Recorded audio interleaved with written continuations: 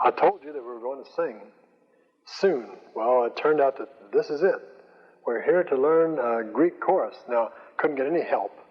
Couldn't get any camera people to help me, and they threatened to leave, and the film would go blank, so I'll do it by myself. And they may leave anyway. This is a chorus, Prepi oli na vekthun. Now, that means it is necessary for everyone to know. Now, this little na here tells you that this is an infinitive. It is necessary for everyone to know, or everybody ought to know. Now, you know that one. Is everybody ought to know, everybody ought to know, everybody ought to know Jesus. Now, that's all that says. That whole thing there is necessary for everyone to know Jesus. Then, he is the lily of the valley, the star, the shining one. So it's the shining star. He also is the light of the world. Everybody ought to know, and we have a little different word for know there. Okay? Are you all ready? Here's the way it goes. Prepioli na vekthun, prepioli na vekthun, prepioli na vekthun, Tony soon.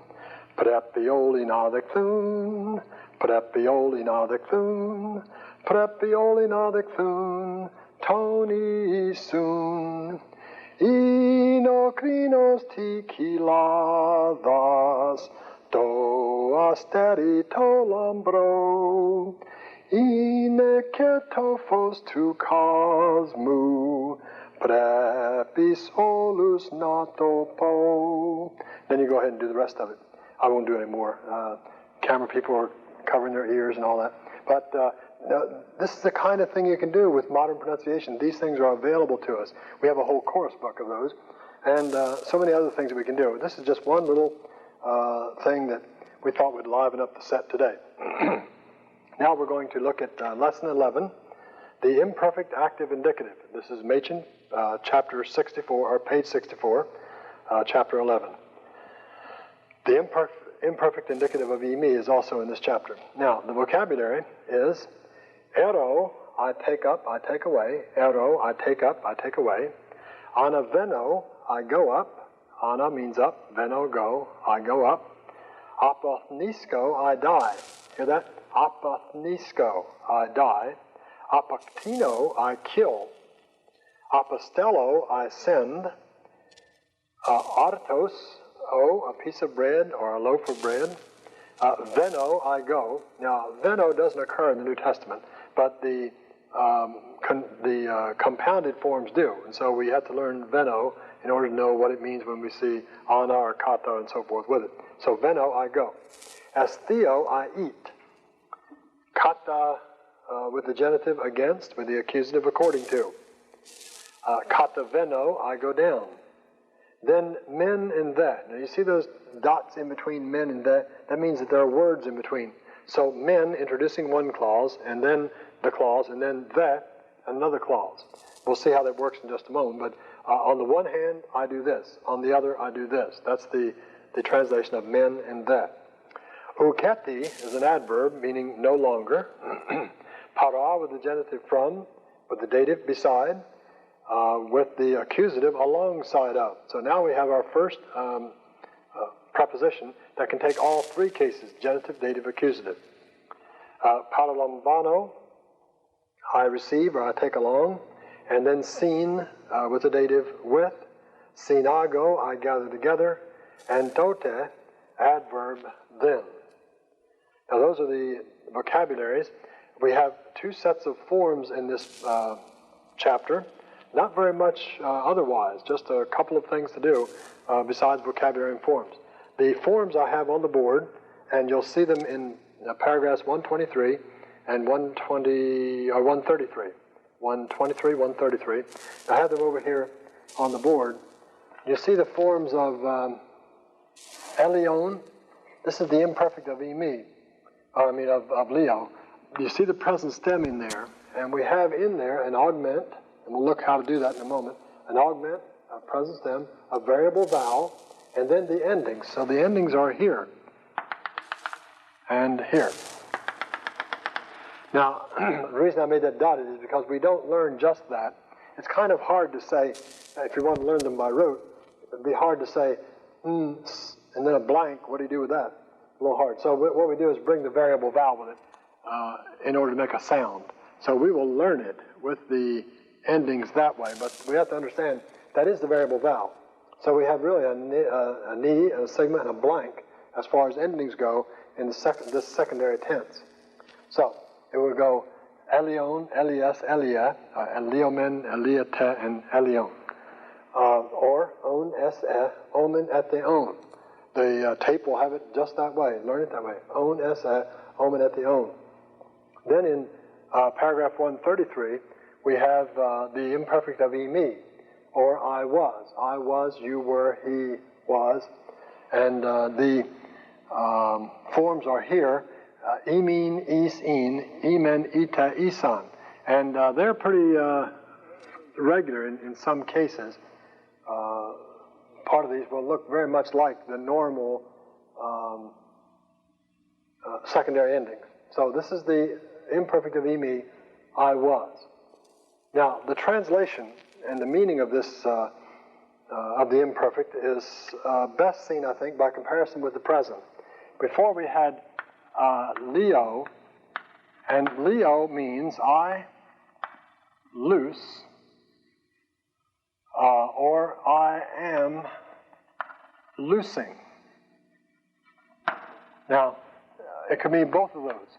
Well, in the past time,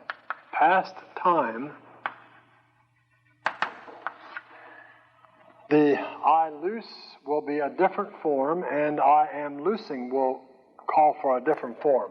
So in the past it will be, if you want to make I am loosing past, it would be I was loosing. I was loosing. So the past of the continuation is I was loosing. Now, in a few chapters from now, we will get the past of the point. It will simply be I loosed, and that will be in another tense. That will be the aorist tense. So I loosed will be aorist. What we're looking at now is the imperfect.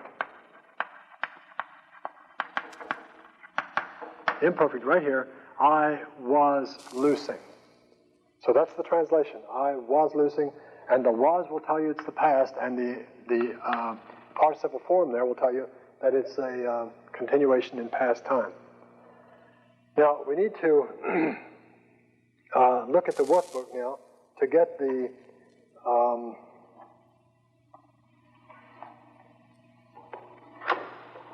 forms on that sheet. Remember the sheet we had of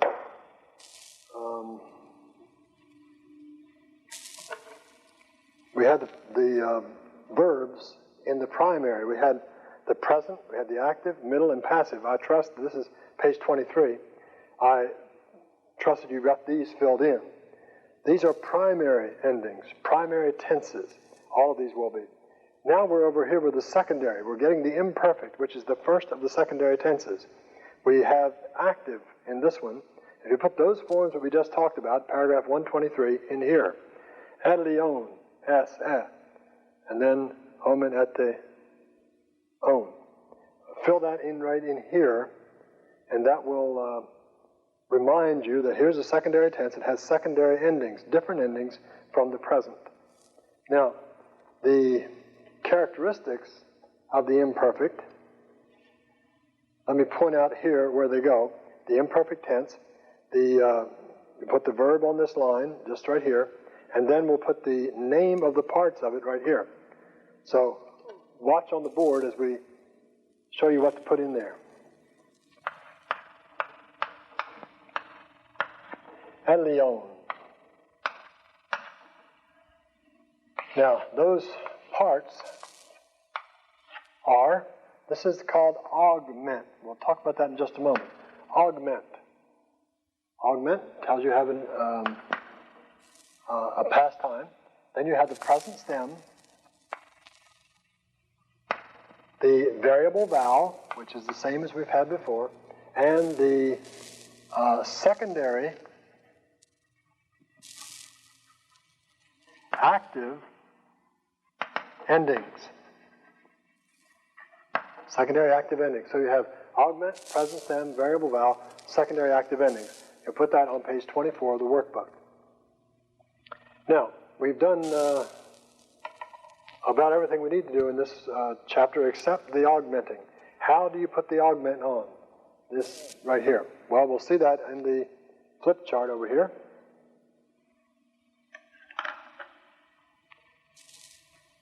This is paragraph 125, 126, and 131 in Machen. Now, all he says here is that if the verb that you're putting an augment on begins with a consonant, if it begins with a consonant, you will put an epsilon. The augment will consist of an epsilon. Just the epsilon on front of the verb that begins with a consonant. In this case, li is the stem. If it begins with a consonant, put an epsilon on. That's the augment. If it begins with a vowel, then you will lengthen that vowel from the alpha and epsilon both lengthening to eta. Alpha lengthened to eta, so the present form of akuo is here, akuo, but the imperfect will be ikuon, ikuon. Now the alpha then has been lengthened to eta, and then the secondary endings have been put on. If it were beginning with omicron, ophilo, it would be ophilo with the omega, because the omega is the long of the omicron.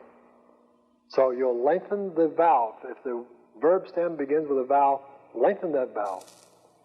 Alpha epsilon to eta and omicron to omega. Now the compounds. Compounds are a little bit harder. If a verb is made up of both verb form and preposition, then you have a certain process by which to do this. First of all, you take off the preposition and treat it like it were a just plain old verb, a simple verb.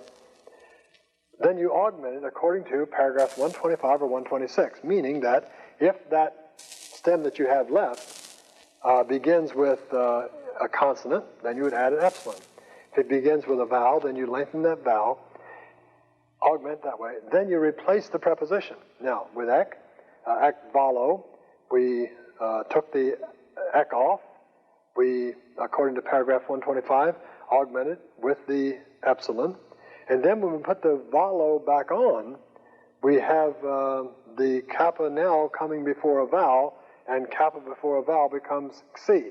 So it's a little bit of a problem there, but that's all. It's just a regular order of things that you already know about from the workbook. So when you put this back on, it becomes xi instead of kappa. This will work for all words. Maybe we can look at a couple of words in your book. On page 65 of Machen, you see paragraph 125. He gives the illustration from Yinosko, a Yinosko, right? 125. Then 126, he gives a Yiro, Iron, and Akuo, Ikuon. Now look at Ero. You have Ero, and then the alpha becomes eta, and see the little iota subscript there? The iota does not disappear. It rarely disappears. In any kind of contraction, it will become subscript. So it became subscript under the eta. So it's Iron. Then paragraph 131, he uses valo, ek valo, and then he uses apactino, apectinon, and for apago, he uses apigon. So the augmenting is fairly simple if you just follow those steps for the compound, and then you can augment any word that you have going. Now on the exam, if you are taking this for credit, you'll get an exam, you will have to take a present tense and turn it into an imperfect. We need to do this with to let you make sure you know what you're doing there. So we'll give you a few words, maybe 4 or 5 on the exam, and you will turn those into imperfects. And of course there'll be some of each kind there. After that, we'll go on to lesson 12, and we'll get the middle and passive of the imperfect, and learn some more interesting things about Greek.